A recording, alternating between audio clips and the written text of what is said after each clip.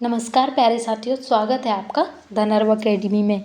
हाल ही में मध्य प्रदेश वन रक्षक की जो एग्ज़ाम डेट है वो आ चुकी है। इसके एग्ज़ाम जो है 25 मई से होने वाले हैं, यानी कि अब ज़्यादा टाइम नहीं बचा है। तो इसके लिए हमने यूट्यूब पर एक प्रैक्टिस सेट स्टार्ट किया है। ये क्या है? मिक्स प्रैक्टिस सेट, यानी कि इसमें आपको history, polity, geography, economics, science, current affair सभी के क्वेश्चन देखने को मिलेंगे। तो इस प्रैक्टिस सेट यानी कि जो मिक्स क्वेश्चन का प्रैक्टिस सेट है, आपको इसका क्या लाभ मिलने वाला है? तो आपको क्या है, वास्तविक परीक्षा जैसा अनुभव होगा। यानी कि आप जब परीक्षा में बैठते हैं तो हमको क्या है, मिक्स क्वेश्चन मिलते हैं। कभी हिस्ट्री का आ जाता है, कभी पॉलिटी का आ जाता है, कभी हिंदी का आ जाता है, कभी मैथ का आ जाता है। तो इससे क्या है, हमारा एक अनुभव मिलेगा कि हम जल्दी से प्रश्न को कैसे हल कर पाए। वहीं एक साथ आपकी सभी विषय की तैयारी होगी, यानी कि आपने जो तैयारी की है तो आपको मिलेगा कि आपने कितने मार्क्स आपके आ रहे हैं, और आपने कौन सा आपका जो वीक है आप उसको स्ट्रॉन्ग करने का भी आपको समय मिलेगा। वहीं कमज़ोर विषयों में सुधार होगा। जैसे कि आपने हिस्ट्री का क्वेश्चन किया, आपको नहीं आया, तो क्या आप उसको पढ़ सकते हैं, आप जान सकते हैं कि हाँ मेरा ये वाला जो है वीक सेक्शन है तो मैं इसको कवर कर लूँ।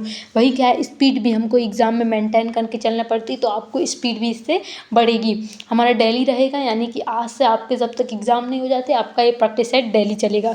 वहीं सटीकता आएगी, यानी कि एक्यूरेसी आएगी कि आप कितने प्रश्न हल कर पा रहे हैं, कितने नहीं कर पा रहे हैं, तो वो चीज़ भी आपको इससे समझ आएगी। टाइम मैनेजमेंट, एग्ज़ाम में टाइम मैनेजमेंट का भी बहुत बड़ा रोल होता है।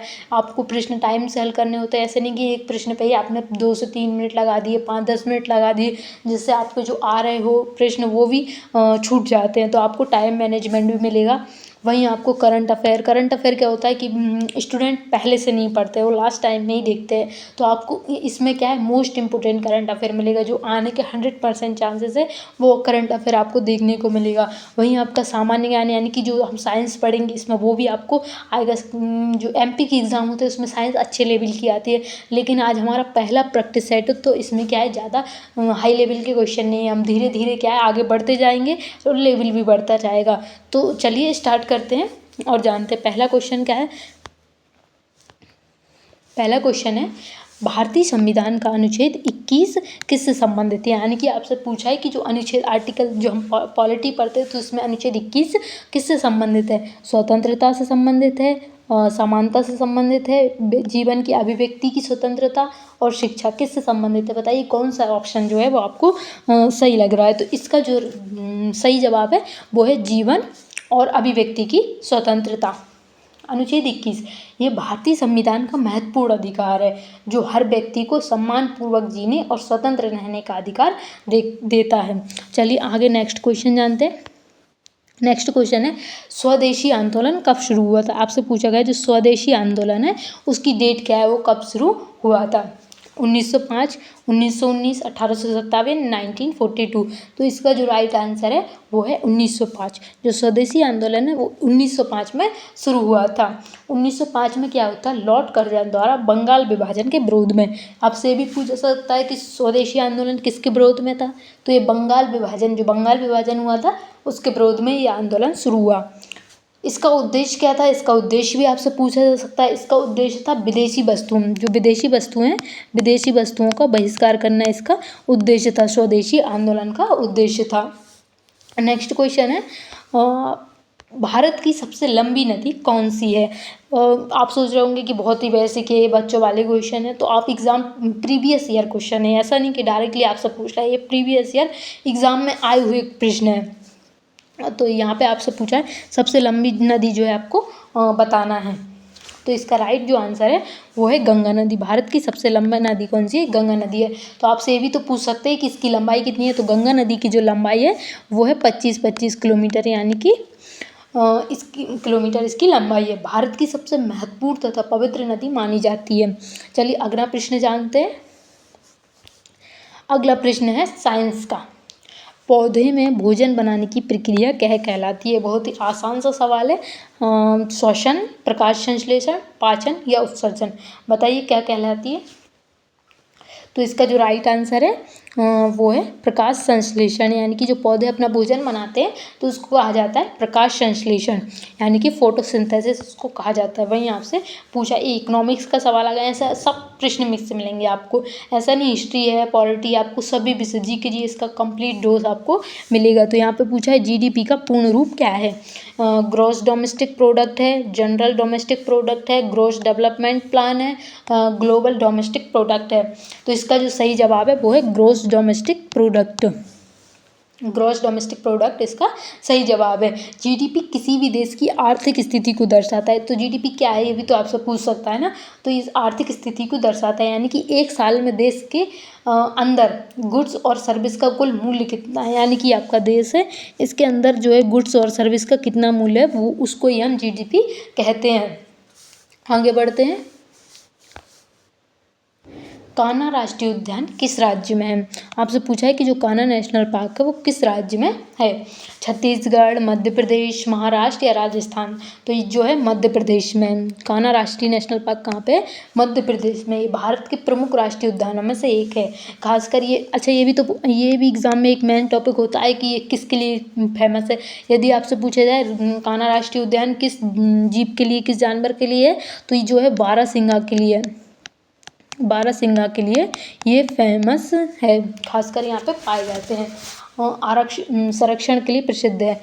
नेक्स्ट क्वेश्चन जानते हैं।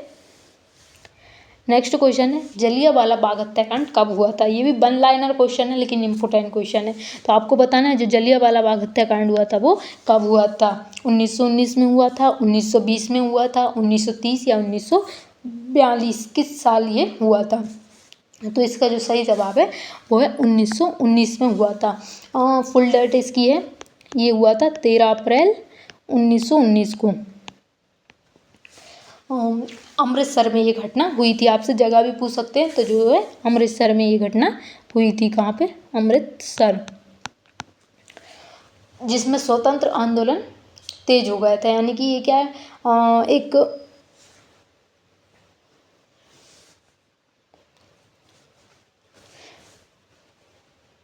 चलिए अगला महत्वपूर्ण सवाल जानते हैं। ये पॉलिटी का प्रश्न है।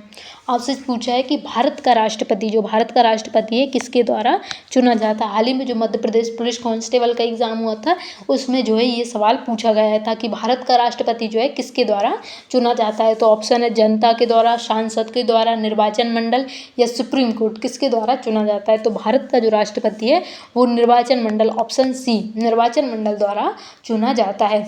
इसमें क्या होता है, लोकसभा राज्यसभा के सदस्य ऐसा इसमें जैसे ये चुनाव होता है, चुना जाता है, तो इसमें लोकसभा और राज्यसभा के और राज्यों के विधायक, यानी कि लोकसभा, राज्यसभा और राज्यों के विधायक मिलकर राष्ट्रपति के चुनाव करवाते हैं।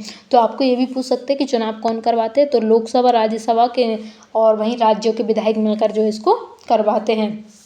आगे बढ़ते हैं। आगे है कि पृथ्वी की सबसे ऊपरी परत, जो अर्थ है उसकी सबसे ऊपरी लेयर कौन सी है? मेंटल है, कोर है, क्रस्ट है या मैग्मा है? कौन सी है पृथ्वी की सबसे ऊपरी परत, कौन सी है? तो ये है क्रस्ट। पृथ्वी की सबसे ऊपरी जो परत है वो है क्रस्ट। ये पृथ्वी की सबसे पतली परत भी है, यानी कि हम देखें तो सबसे ऊपरी और सबसे पतली परत कौन सी है? तो वो है क्रस्ट, जिस पर सभी जीव जंतु और मानव रहते हैं। एक किसी एग्जाम में ये प्रश्न भी पूछा गया था कि कौन सी कोर है जिसमें जीव जंतु मानव नहीं पाए जाते हैं? तो यहाँ पे क्या है, क्रस्ट जो है, क्रस्ट में पाए जाते हैं जीव जंतु और मानव पाए जाते हैं। अगले सवाल को देखते हैं। यहाँ पे पूछा गया है मुद्रास्फीति यानी कि इन्फ्लेशन का अर्थ क्या है? इकोनॉमिक्स का ये सवाल है। पहला है कीमतों में गिरावट, कीमतों में वृद्धि या उत्पादन में वृद्धि, बेरोजगारी। तो इसका आंसर जो है वो है कीमतों में वृद्धि। मुद्रास्फीति यानी कि इन्फ्लेशन जो होता है उसका क्या अर्थ है? मुद्रास्फीति का अर्थ है जब हम बाजार में वस्तुओं और सेवाओं का दाम लगातार बढ़ते हैं, यानी कि बाजार है उसमें वस्तुओं और सेवा के दाम जो है लगातार बढ़ते हैं, तो उसे मुद्रास्फीति कहते हैं, इन्फ्लेशन के अंतर्गत रखा जाता है। चलिए अगला सवाल समझते हैं। यह है साइंस, बायोलॉजी। रक्त में ऑक्सीजन का परिवहन कौन करता है? बहुत ही आसान सा सवाल है। प्लेटलेट्स है, प्लाज्मा, हीमोग्लोबिन या WBC? तो इसका जो सही जवाब है वो है हीमोग्लोबिन। अच्छा आप लोग एक चीज़ भी बताइए, जैसे अभी हम मिक्स क्वेश्चन पढ़ रहे हैं, यदि आपको कोई स्पेशल सब्जेक्ट का कोई पढ़ना है कि टॉपिक जो है इसको पढ़ा दीजिए, ये इंपॉर्टेंट है उसको बता दीजिए, तो आप मुझे कमेंट करके बता देना। इसका जो सही जवाब है वो है हीमोग्लोबिन। हीमोग्लोबिन लाल रक्त कोशिकाओं में पाया जाता है। जो एक तो होता है WBC और वहीं होता है दूसरा जो है वो होता है RBC।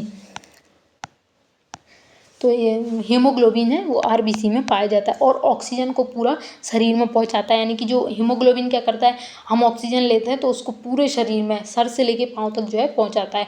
अब दूसरा सवाल जानते हैं, सवाल नंबर 12, सतपुड़ा पर्वत श्रेणी कहाँ स्थित है। मोस्ट इंपॉर्टेंट सवाल है, ये भी पूछा जा चुका है।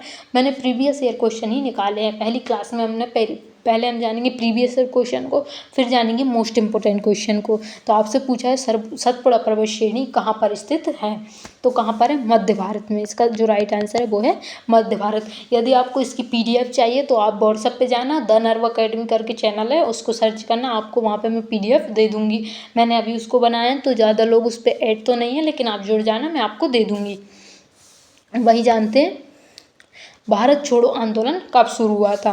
1930 में हुआ था, 1942 में हुआ था, 1919 में हुआ था या 1925 में हुआ था। भारत छोड़ो आंदोलन कब शुरू हुआ था, तो यह 1942 में जो है भारत छोड़ो आंदोलन शुरू हुआ था। 8 अगस्त 1942 में भारत छोड़ो आंदोलन शुरू हुआ था। इसमें जो करो या मरो का नारा दिया था गांधी जी ने, वो भारत छोड़ो आंदोलन में ही दिया था। कौन सा, करो या मरो का नारा। अब नेक्स्ट सवाल पर नज़र डालते हैं। यह है पंचायती राज किस स्तर की सरकार है। जैसे कि पंचायती राज जो आता है वो किस सरकार के अंतर्गत आता है, केंद्रीय, राज्य, स्थानीय, नगर पालिका, न्यायपालिका, किसके अंतर्गत आता है। तो जो पंचायती राज है वो स्थानीय सरकार के अंतर्गत आता है। ये गांव स्तर पर शासन चलाने की व्यवस्था है। जैसे गांव पे आप पंचायत देखते हैं ना, तो ये गांव स्तर पर शासन चलाने की एक व्यवस्था है, जिसमें ग्राम पंचायत, पंचायत समिति और जिला परिषद शामिल होते हैं। अगला सवाल जानते हैं।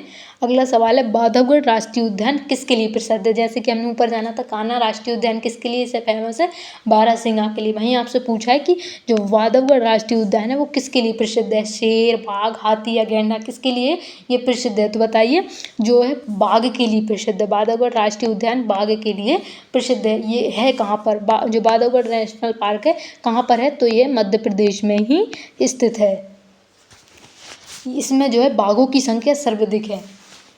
अब जानते हैं नेक्स्ट सवाल क्या कहता है। नेक्स्ट सवाल है बजट किससे संबंधित है। ये तो आप कमेंट सेक्शन में बताना, बहुत ही इजी सवाल है। राजनीति, अर्थव्यवस्था, विज्ञान या इतिहास, इसमें पूछा है जो बजट आता है वो किसके अंतर्गत आता है। तो इसका जो जवाब है आप कमेंट सेक्शन में बताना।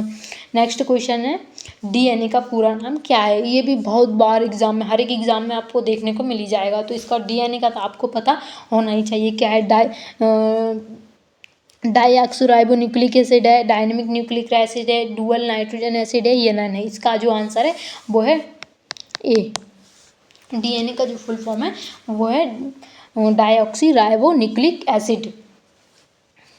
DNA हमारे शरीर की जेनेटिक इन्फॉर्मेशन, यानी कि होता है ना कि उसकी मम्मी की आँख और उसके बेटे की आँख सेम सेम है, तो ये क्या है, जेनेटिक जो इन्फॉर्मेशन है उसको स्टोर करके रखता है और माता पिता जो है उनसे संतानों को गुण को स्थानांतरण करता है।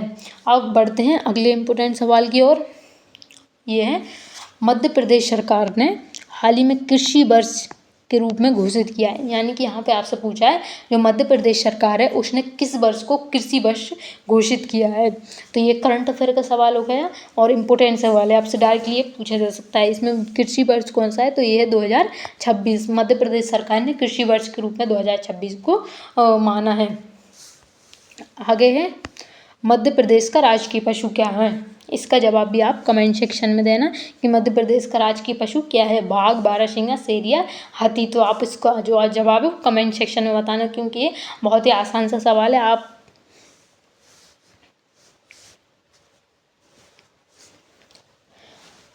तो जो है आज हमने 19 क्वेश्चन को देखा और इनके बारे में भी समझा। अब हम नेक्स्ट क्लास में जानेंगे। आप मुझे कमेंट सेक्शन में ज़रूर बताना कि आपको मिक्स क्वेश्चन चाहिए या टॉपिक वाइज चाहिए। टॉपिक वाइज चाहिए तो कौन कौन से टॉपिक वाइज चाहिए, और सब्जेक्ट भी आप बताना। यदि आपको कोई भी दिक्कत है, कोई भी क्वेश्चन है, तो आप मुझे इंस्टाग्राम ID में मेंशन कर दूंगी, इस पर आप मुझे मैसेज कर सकते हो। वहीं आप व्हाट्सएप ग्रुप से भी जुड़ सकते हो। तो आपको कैसी क्लास लगी और आपको क्वेश्चन कैसे लगे मुझे कमेंट में ज़रूर बताना। थैंक यू, नेक्स्ट क्लास में मिलते हैं।